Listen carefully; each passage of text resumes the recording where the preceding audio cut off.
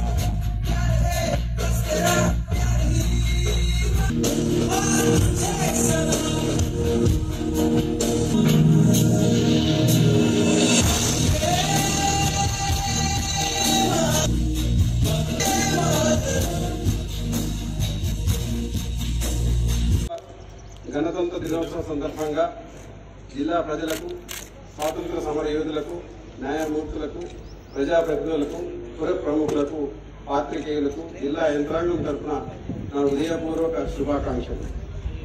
స్వతంత్ర భారతంలో 60 ఏళ్లు స్వీయ అస్తిత్వం కోసం ఉద్యమించి స్వరాష్ట్రంగా అవతరించి తెలంగాణ అభివృద్ధి పదంలో దూసుకుపోతున్నది. గౌరవ ముఖ్యమంత్రి శ్రీ కె చంద్రశేఖరరావు సార్ గారి దార్శనిక పాలనలో విద్యుత్, నీటిపారుదల, వ్యవసాయం, పరిశ్రమలు, ఉద్యోగ, ఉపాధి కల్పన, అభివృద్ధి, ప్రజా సంక్షేమం ఇలా అన్ని రంగాల్లో యావత్ భారతావనికే దిక్సూచిగా నిలిచింది.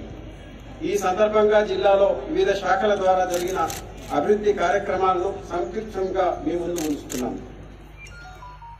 వ్యవసాయ రంగంలో చూస్తే రైతులకు పెట్టుబడి సహాయం అందించేందుకు ఉద్దేశించిన రైతు బంధు పథకం ద్వారా జిల్లాలో ఇప్పటి వరకు 10 విడతల్లో 2,80,846 మంది రైతులకి 3,111 కోట్ల రూపాయలు ఆర్థిక సహాయం ఇప్పటికి అందజేశాం. మరణించిన 5,962 మంది రైతు కుటుంబాలకు రైతు బీమా పథకం కింద 5 లక్షల రూపాయల 298.11 కోట్ల రూపాయల బీమా పరిహారం చెల్లించాం. మార్కెటింగ్ సౌకర్యాలు చూస్తే రైతులు తాము పండించిన పంటను నిల్వ చేసేందుకు వీలుగా జిల్లాలో నాబార్డ్ సహకారంతో 42 కోట్ల ఖర్చుతో 70,000 మెట్రిక్ టన్నుల సామర్థ్యం గల 22 గిడ్డంగులను నిర్మించుకున్నాం. దీంతో జిల్లాలో మొత్తం 90,432 మెట్రిక్ టన్నుల సామర్థ్యం గల 36 గిడ్డంగులు రైతులకు అందుబాటులోకి వచ్చాయి. జిల్లాలోని మార్కెట్ కమిటీలో అభివృద్ధి పనులకు 25.78 కోట్ల నిధులని మంజూరైనవి. నీటిపారుదల రంగానికి సింగూరు ప్రాజెక్టుపై సంగమేశ్వర, బసవేశ్వర లిఫ్ట్ ఇరిగేషన్ ప్రాజెక్టుల నిర్మాణ పనులను ప్రభుత్వం 4,427 కోట్ల రూపాయలను నిధులను కేటాయించింది. సంగమేశ్వర ఎత్తిపోతల పథకం కింద జహీరాబాద్, అందోల్, సంగారెడ్డి నియోజకవర్గాల్లో 2.9 లక్షల ఎకరాల సాగునీరు అందనున్నది. అదేవిధంగా బసవేశ్వర ఎత్తిపోతల పథకం ద్వారా నారాయణ్ ఖేడ్, అందోల్ నియోజకవర్గాల్లో 1.65 లక్షల ఎకరాలకు సాగునీరు అందనున్నది. నారాయణ్ ఖేడ్ నియోజకవర్గంలో నూతన చెరువుల నిర్మాణం కొరకు 56.48 కోట్ల నిధులు మంజూరైనవి.